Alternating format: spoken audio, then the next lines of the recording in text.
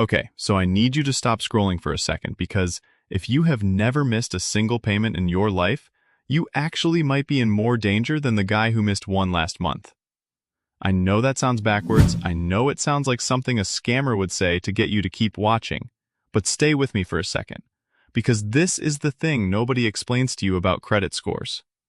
They don't just drop because you screwed up. They drop because of stuff you didn't even know you were doing. Quiet stuff, boring stuff, stuff that looks completely normal on the surface.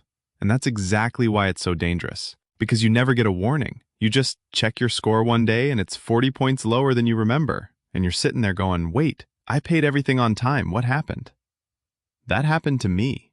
And it happened to about a dozen people I know personally. And every single time, it was one of the same habits. So today I'm walking you through all 5 of them, one at a time, in plain English, no jargon, no boring finance textbook talk. Just real stuff that's actually happening to real people right now, probably including you. And stick around for the last one, because it's the one almost nobody talks about, and it might honestly be the biggest one on this list. All right, habit number 1, closing old credit cards you don't use anymore. This one gets people constantly, because it feels responsible.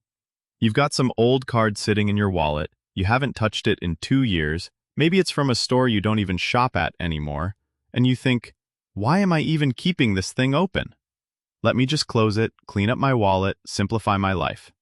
Feels like a smart, tidy little decision, right? Except your credit score doesn't see it that way at all.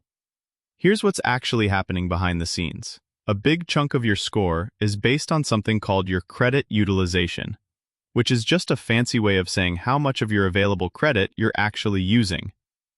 Let's say you have 3 cards, and together they give you $10,000 of available credit. If you're carrying, say, $2,000 in balances across those cards, you're using 20% of what's available to you. That's a healthy number. Lenders like that. Now watch what happens when you close one of those cards. Let's say that old dusty card you never use had a $3,000 limit. The second you close it, your total available credit drops from $10,000 to $7,000. But your balances didn't change. You're still carrying that same $2,000. Except now, instead of using 20% of your credit, you're suddenly using close to 29%. Same spending, same balances, same everything, but your utilization just jumped. And that number matters more than almost anything else on your report. Your score can drop and you didn't spend a single extra dollar. You just closed a door you thought you didn't need anymore, and the room got smaller. And there's a second hit hiding in there too. That old card was probably one of your oldest accounts, and the length of your credit history matters a lot. Once you close it, the clock doesn't necessarily stop counting it right away. But eventually, that account ages off your report completely.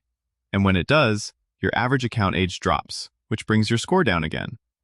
So one decision, 2 separate hits, both invisible until you check your score and wonder what went wrong. The fix here is honestly so simple it almost feels like a cheat code. Don't close it. Just don't use it either, or use it once every few months for something tiny, like a coffee or a subscription. Then pay it off immediately. Let it sit there quietly padding your available credit and your account history. It's not costing you anything to leave it open, but closing it can cost you more than you'd think. Okay, habit number 2, and this one is sneaky because it feels like the opposite of a mistake. Paying off your credit card balance completely every single month right before the statement closes. I know, that sounds insane.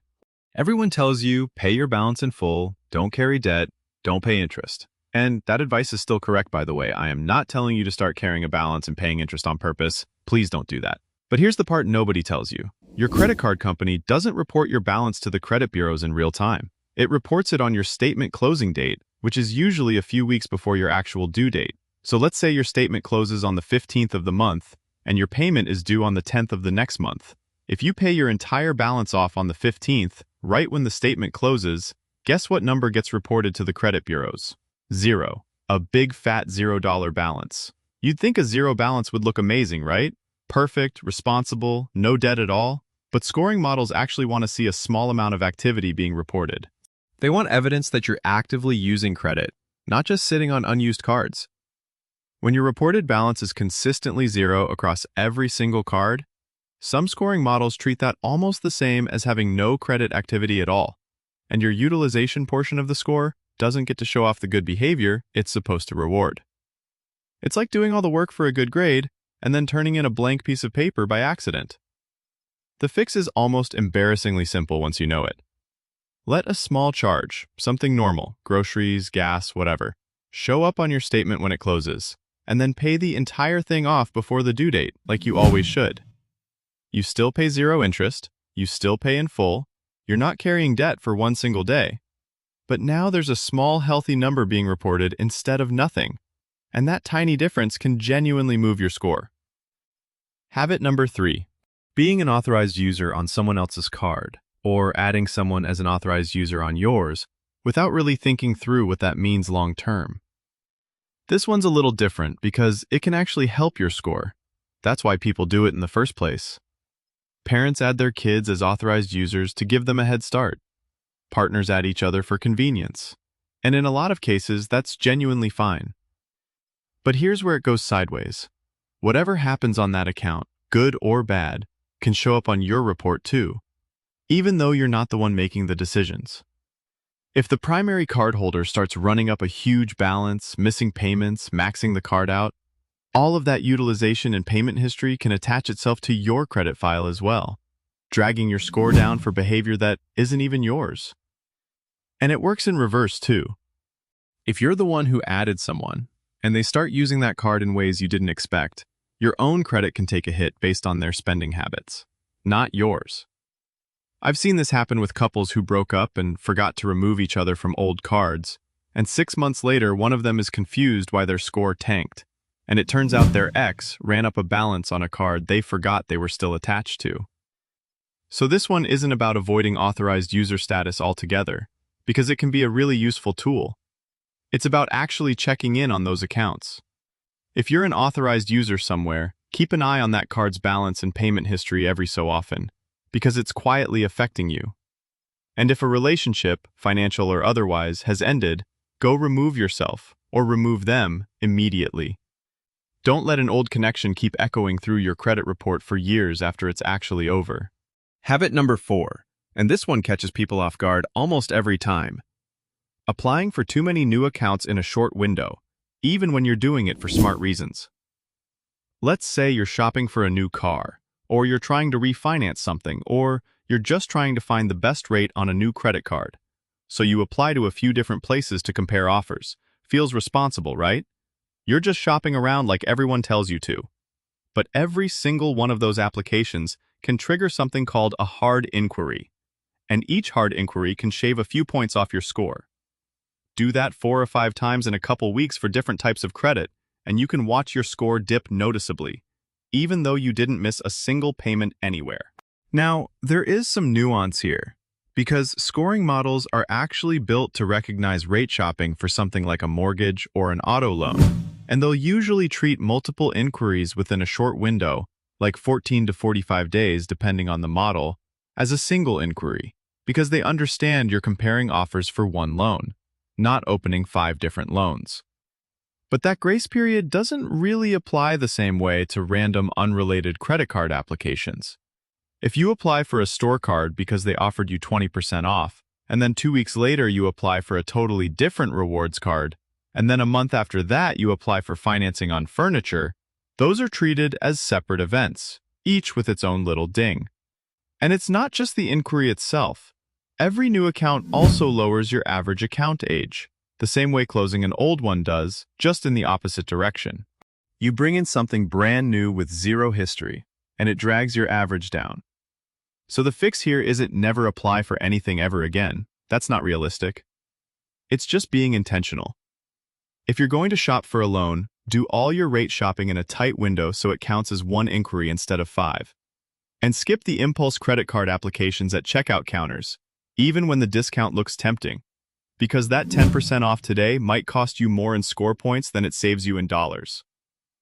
And now, habit number 5, the one I said stick around for, because this is the one that quietly wrecks more people than any of the others, and almost nobody frames it as a credit problem, even though it absolutely is one. Letting small, forgotten bills slide into collections. Things you didn't even think of as debt in the first place. I'm talking about stuff like an old gym membership you canceled, but they kept charging a cancellation fee you never paid.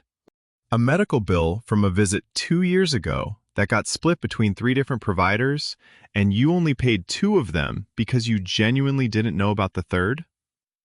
A parking ticket that turned into a fine that turned into a collections account because you moved apartments and the notice went to your old address.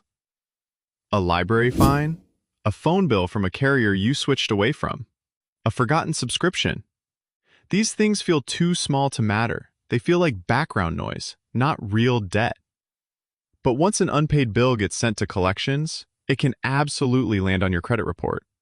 And collections accounts are some of the most damaging things that can appear there, sometimes dropping a score by 100 points or more, even if the original amount was something tiny like $40.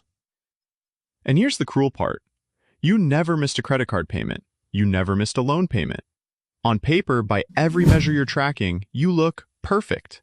Meanwhile, this random $40 gym fee from 18 months ago quietly got handed off to a collections agency, and it's sitting there wrecking your score, and you have no idea it even exists until you pull your full credit report and see it staring back at you.